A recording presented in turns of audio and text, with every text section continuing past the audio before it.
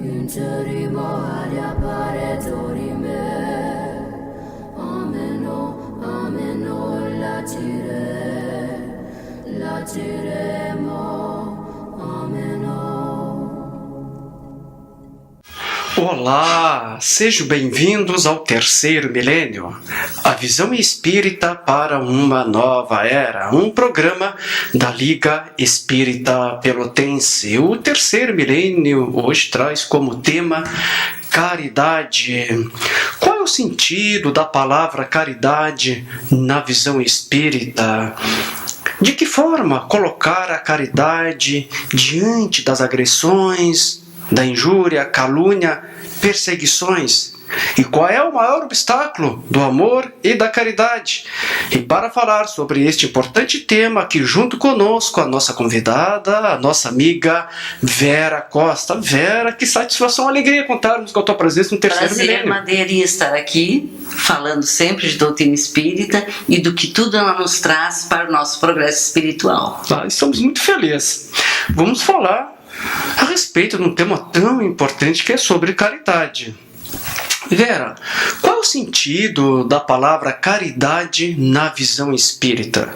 Bem, a doutrina espírita, como sabemos e estudamos, é o cristianismo redivivo. Então nós seguimos a orientação do nosso guia e modelo Jesus, que nos diz assim: caridade, benevolência, indulgência e perdão. O que seria a benevolência? É aquela boa vontade que nós temos que ter em praticar o bem.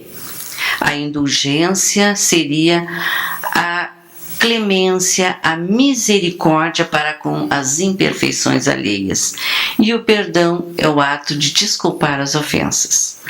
Então, nós temos assim, o mestre nos coloca a caridade não como mais uma condição para nós evoluirmos, para nós chegarmos à perfeição relativa, mas como condição única.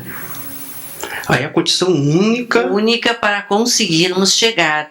Inclusive, o ato caridoso, ele transcende religião e outras questões humanas. Independente de crença religiosa, ou até se não professamos nenhuma crença, mas somos caridosos, este é o valor maior.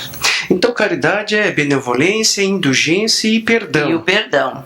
E como disse Jesus, acaba de nos relatar, é a condição única para a nossa evolução, para o nosso crescimento. Para o nosso crescimento espiritual, para o nosso melhoramento. Nós ainda tão imperfeitos que somos, né?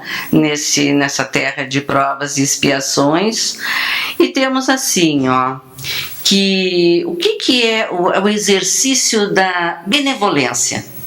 É o trabalho em favor do nosso semelhante, seja ele em que escala for. Claro. Desde o mais diminuto, podemos dar um exemplo de uma pessoa que está na rua, vê alguém, às vezes um idoso, que cai, ir lá, levantá-lo, saber se está bem, se não se machucou, se precisa de ajuda, as condições mínimas, até as maiores, e podemos citar o Divaldo, com a Mansão do Caminho, claro, com aquelas crianças que ele cuida, aquelas tantas que ele registrou no seu próprio nome, porque foram deixadas lá, sem registro, sem pai, sem mãe.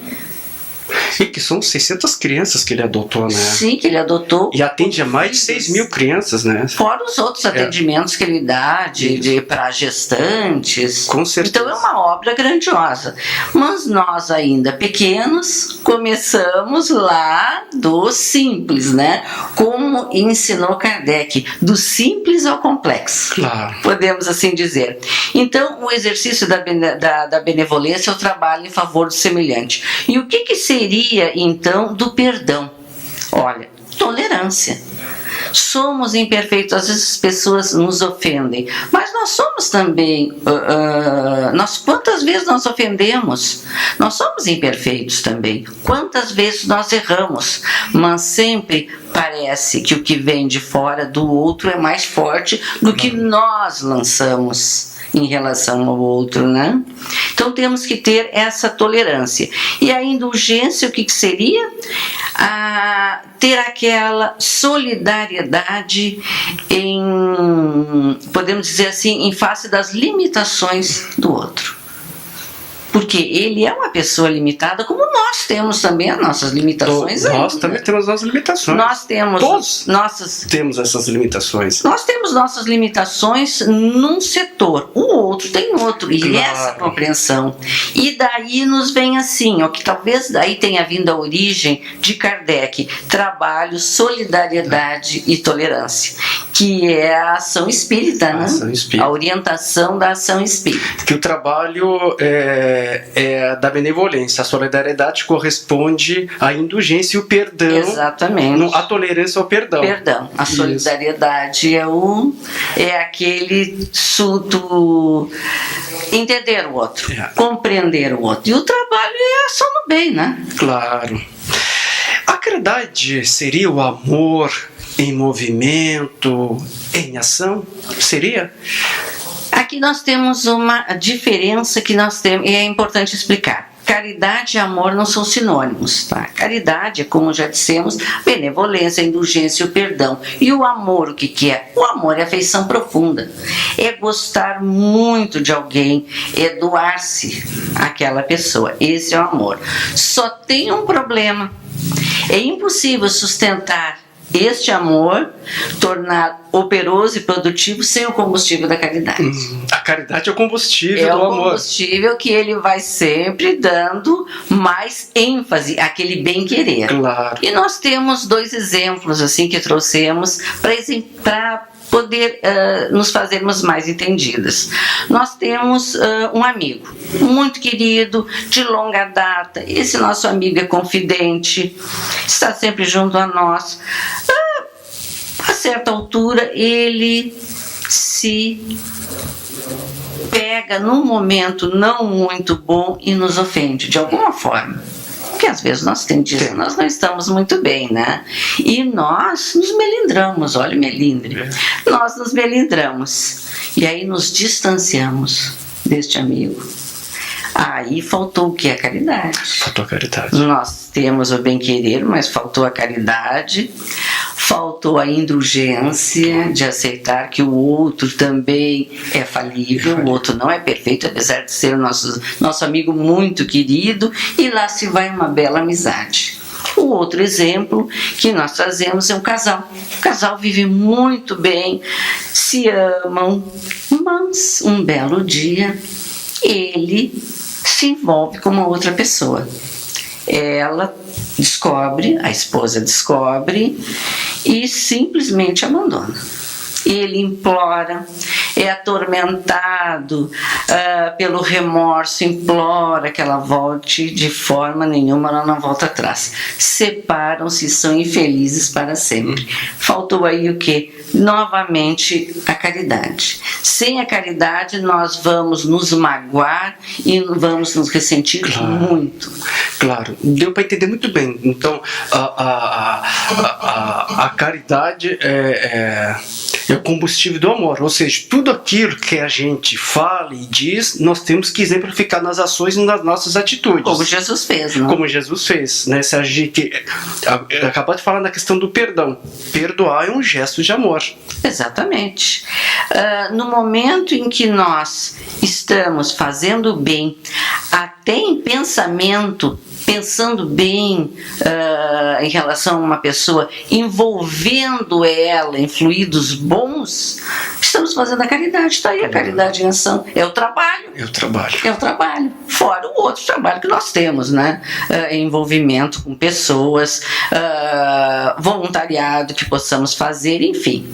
Perfeito. E Vera, e o que seria a caridade material e a caridade moral? O que seria essa caridade? Bem, muitas pessoas acreditam que a caridade é apenas a material. É aquela sacola de alimentos que muitas vezes doamos para famílias necessitadas. No centro espírita mesmo sempre tem um setor em que auxilia algumas famílias, né? É o agasalho, um medicamento quando necessário. Só Só que essa não é a única forma de caridade. Ela é louvável, ela é meritória e necessária. É certo. Porque Com as pessoas, às vezes, passando por penúrias com criança, e então ela é necessária, aquele alimento, aquele leite, aquele pedaço de pão, o arroz, o feijão, enfim. Mas temos aquela caridade moral. O que seria caridade moral? A orientação esclarecedora. Seria o sorriso afetuoso, o abraço fraterno, a prece anônima. Não precisa nem dizer para a pessoa, olha, eu vou rezar por ti, eu vou rezar por ti. Não, fazer aquele momento de prece que nós temos, de recolhimento, que nós possamos assim envolver as pessoas que nós sabemos que estão necessitadas. A primeira supre uma necessidade física. É premente física. Mas e a segunda? A segunda é mais importante porque ela atinge o espírito que é eterno. Claro. Olha, uma orientação esclarecedora, às vezes no diálogo fraterno, na casa espírita, quanto bem nos faz. Ficamos falando às vezes 10 minutos, 15 minutos, e uma palavra que a pessoa diz, todo aquele entendimento fica bem claro para nós. E nós levamos para sempre conosco. Com certeza. No momento de angústia, quem não tem os seus momentos de aflição? Todos né? nós temos. E nós temos aqui, do livro Nosso Lar, um exemplo. No capítulo 14, onde fala elucidações de Clarencio, quando André Luiz sai daquele estado de perturbação, ficou 8 anos no umbral, é recolhido, vai para o Nosso Lar, e eles analisam a ficha dele. E o diretor, que está analisando a ficha, chama ele e disse: André, nós temos aqui que tu clinicou por 15 anos como médico. Nesses 15 anos, tu proporcionou 6.000 receituários gratuitos. Ele atendeu 6.000 pessoas gratuitamente. Só que na maioria das vezes, tu não praticasse isso por um ato de caridade, por tu ter dó daquela pessoa estar necessitada. Apenas foi por troça. Mas é por zombaria. Mas mesmo por troça, o bem espalha bênçãos, diz o orientador para ele. Desses 6.000 beneficiados, 15 não esqueceram. E sabendo que tu havias desencarnado ou morrido, como costumamos dizer, muitas preces, muitos apelos vieram a teu favor. E mesmo aqueles indiferentes, os 5.000 indiferentes, 5.000 e pouco, também somaram a teu favor. Eis a caridade moral. A caridade moral, então, é aquilo, o que a gente faz para os outros retorna para nós. Sempre em forma de bênçãos. Em forma de bênçãos. Fazendo bem sempre vai retornar, né, em forma de bênçãos. Não aqui no mundo terreno, muitas vezes não. Nós pensamos, mas eu fiz isso para tal pessoa e ela foi tão ingrata e ela... Não é assim, mas na espiritualidade, como nós lemos aqui, tudo é anotado, não escapa. Tem um espírito que nos diz assim numa mensagem, que o mais leve movimento da alma é registrado na espiritualidade, o mais leve pensamento. Então fica tudo registrado lá. Então vamos vigiar também os nossos pensamentos. Também temos que vigiar, né? Vera, e de que tu fala ainda agora há pouco, né, lá no início da nossa entrevista, falaste da caridade, que é benevolência, indulgência e perdão. Mas, Vera, como colocar essa caridade em prática diante das agressões, das injúrias, das defamações, calúnias, perseguições? Que todos nós já passamos. Todos nós já passamos por isso. Como colocar... Passamos e sei lá, se nós também não iremos no futuro passar, né? Novamente, de uma forma diferente. Como colocar essa caridade em prática? O que nós ouvimos aí fora? Que perdoar é coisa de gente fraca, gente medrosa, que não tem que perdoar. Nós possuímos crenças negativas de que perdoar é aceitar de forma passiva tudo que nos fizeram. Tá? Achamos que perdoar é aceitar agressões, desrespeitando os nossos próprios direitos. Muitos dizem, eu não levo desaforo para casa. Eu não levo. Será que somos algum desses? Talvez. Será que a pessoa demonstra fraqueza de caráter quando perdoa? Boa pergunta. Temos certeza que não.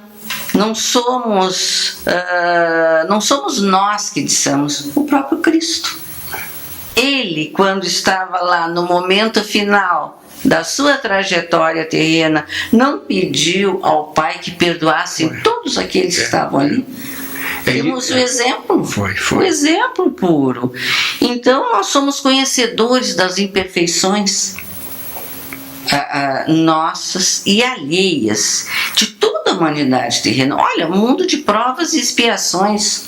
Estamos todos nós à volta com imperfeições. A todo momento erramos aqui, erramos ali, erros pequenos, mas erramos, ainda erramos muito. Então, não devemos nos surpreender com certas atitudes. Nós que já temos orientações espíritas sabemos que não devemos nos surpreender. Nós temos vocação para o bem, como filhos de Deus. Agora, sempre estamos às voltas com o mal. Sempre estamos às voltas, nos envolvidos com o mal, através dos vícios, dos mais diversos, as paixões, a agressividade. Às vezes nos pega a agressividade. Pega. Com certeza. Nesse dia a dia tão movimentado, nesse mundo tão de tanta correria, a violência, a irresponsabilidade, tem certos momentos que nos pega. E o que acontece? Mas nós já temos algumas virtudes. Nós já conseguimos algumas virtudes. E essas virtudes é quem deve nos dar força, nos deve impulsionar para perdoar. E neste momento que a gente é testado. E muito. Aí a prova. Aí é a prova. Olha a prova, ó.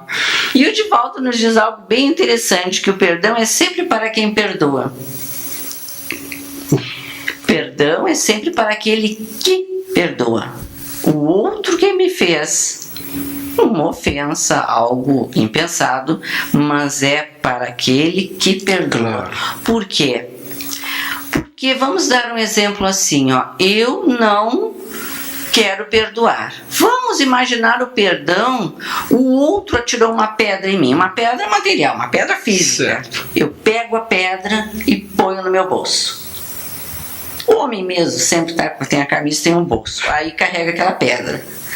Aquela pedra, em primeiro lugar, vai ser um peso que ele vai carregar, vai incomodar. Ele vai dar um abraço num amigo, fica no peito aquela coisa ali incomodando. Fica aquele momento em que ele diz, não, mas essa pedra aí, no momento certo eu vou devolver. É algo mais que ele vai pensar negativamente em relação ao outro. E se nós conhecemos a lei de causa e efeito, nós sabemos que vai voltar. Claro. No momento que eu envolvo o outro com pensamento negativo, será que eu também não sou envolvido? Será que os espíritos que ainda não estão praticando a caridade, o bem, que ainda não têm o amor, que estão por aí perdidos, não vão entrar nessa sintonia? Também. E não vamos envolver? Por isso que o Chico, muitas vezes ele falava a esse respeito, né, a questão das ofensas, né, que é preferível, dizia Chico, ser o ofendido do que o ofensor.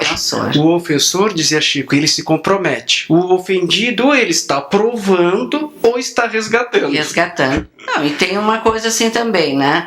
A pessoa que ofende, ela não aprendeu a lição. Não. É como aquela criança que está lá no ensino fundamental e é feita uma pergunta a ela de um nível superior. Ela não vai responder, ela não sabe. Agora ela vai passar o tempo, ela vai estudar, aí sim ela vai responder com êxito. Estamos aqui nessa escola aprendendo. Com certeza, a Terra é uma grande escola, né? Muito grande. E temos que aproveitar, né? Sem dúvida nenhuma.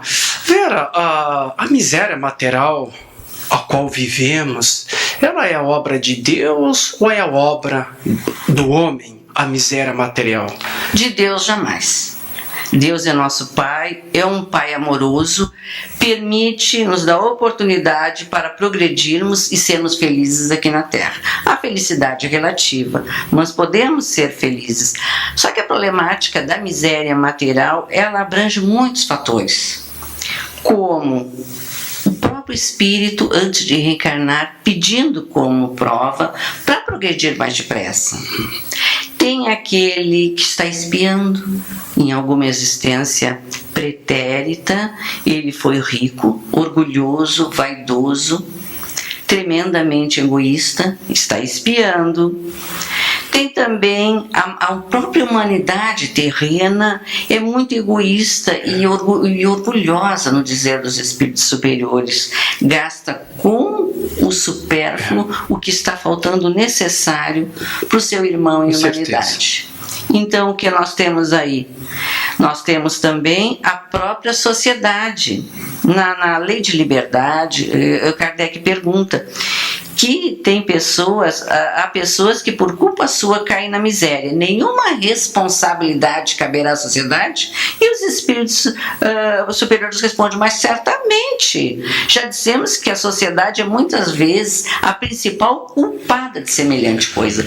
Porque o que ela é? Ela tem que velar pela educação moral dos seus membros, eles perguntam. Então, quase sempre é a má educação que falseia o critério, ao invés de sufocar as tendências perniciosas. Perfeito. Vera, no Evangelho segundo o Espiritismo, no capítulo 11, no item 14, nesse item nos fala sobre a caridade para com os criminosos. Que caridade é essa que nos fala no Evangelho, segundo o Espiritismo, no capítulo 11, item 14, a caridade para com os criminosos? Nós vemos diariamente nos jornais, nos noticiosos, né, crimes monstruosos.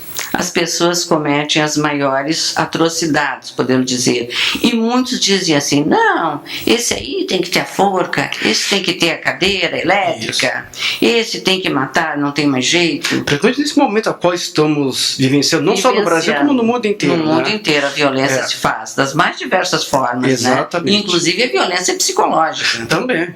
Que ela é mais sorrateira e, no entanto, nem enche tanto, nem vende tanto jornal, mas existe. Existe muito. Como nós devemos entender? São irmãos nossos em humanidade que ainda estão na ignorância, ainda estão equivocados.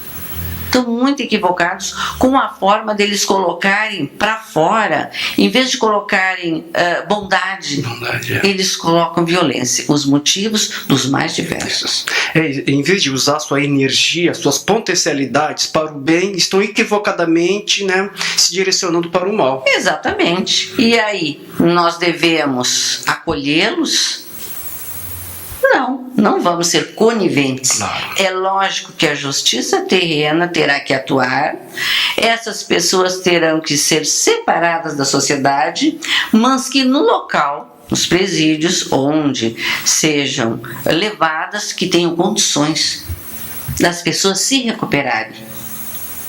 E nós dissemos assim, que o Evangelho segundo o Espiritismo diz que esses espíritos violentos é a oportunidade que nós temos junto a nós para entendermos a reencarnação, o progresso, a felicidade. Porque eles um dia entenderão também e serão homens de bem. Futuramente. Então, o que devemos fazer? Prece por eles, o que pudermos ajudar, auxiliar, para que no futuro próximo nós não possamos mais viver com esses exemplos tão tristes. Perfeito. Vera, qual é o maior obstáculo do amor e da caridade? Qual é o maior obstáculo? No Livro dos Espíritos, na parte 3ª da perfeição moral, na questão 917, a espiritualidade nos diz: qual o meio de destruir-se o egoísmo? O egoísmo é a fonte de todos os vícios, como a caridade o é de todas as virtudes, o oposto. Destruir um e desenvolver a outra, tal deve ser o alvo de todos os esforços do homem, se quiser assegurar a sua felicidade neste mundo, tanto quanto no futuro. Então, egoísmo e orgulho, não é? O egoísmo e o orgulho é a chaga da humanidade. São as chagas da humanidade. Se nós analisarmos sinceramente os nossos atos, os menores que nós praticamos, nós vamos chegar à conclusão que lá no fundo, na raiz, está o egoísmo. Todos nós ainda somos um pouquinho egoístas. É o que a gente tem visto assim, né, pelos meios de comunicação, né? Tudo que acontece negativamente, como tu disseste, lá no fundo está o egoísmo. E claro, é necessário fazer análise sincera. Claro. Nós vamos ver em nós mesmos. Também. Às vezes nós cometemos deslizes, e nós vamos analisar, vamos fazer aquela análise que Santo Agostinho nos ensinou à noite, quando for deitar, o que eu fiz durante o dia, será que eu ofendi alguém, será que eu disse alguma coisa que não deveria, será que eu pensei mal? Aí nós, mas por que eu disse, mas por que eu pensei mal? Tu vai indo, vai raciocinando, vai lembrando, egoísmo. Eu não queria que isso acontecesse, eu não queria que me tirasse isso, eu não queria tocar naquilo, e é o egoísmo. É o egoísmo. Sempre nós. E essa orientação do Santo Agostinho, ela é assim maravilhosa. Maravilhosa. Vera, eu gostaria assim que tu pudesse nos deixar as tuas considerações a respeito deste importante tema que é sobre caridade. Bem, o que nós temos a dizer nas nossas considerações finais? Nós todos, como humanidade terrena, estamos distantes, bem distantes da caridade mais ampla, mas já estamos a caminho. Já estamos a caminho. Já estamos a caminho, já estamos na caminhada. Agora mesmo chega a época de Natal, o Natal é uma vez por ano. Como nós vemos as confraternizações, os auxílios nos orfanatos, nos asilos, nos presídios, nos lugares mais pobres, nas comunidades mais pobres. Já estamos a caminho. Todos nós já estamos a caminho. Graças a Deus. Graças a Deus. Vera, assim, queremos assim, te agradecer profundamente a tua presença. Eu que agradeço a oportunidade.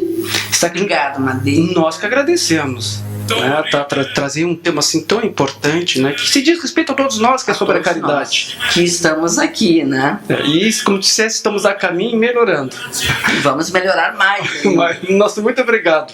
Eu que agradeço. Lembrando que os nossos programas estão disponíveis no portal lep.org.br/Terceiro Milênio. Acesse o nosso portal que você estará assistindo aos nossos programas. Terceiro Milênio fica por aqui. Nós agradecemos seu carinho, sua atenção, sua audiência. Lembrando que temos encontro marcado em nosso próximo programa. Nós estaremos aqui esperando por vocês. Desejamos a todos um dia maravilhoso e que tenha uma semana repleta de saúde, sucesso, amor, caridade e muito amor. Prática no bem. Fique em paz e que Deus nos abençoe.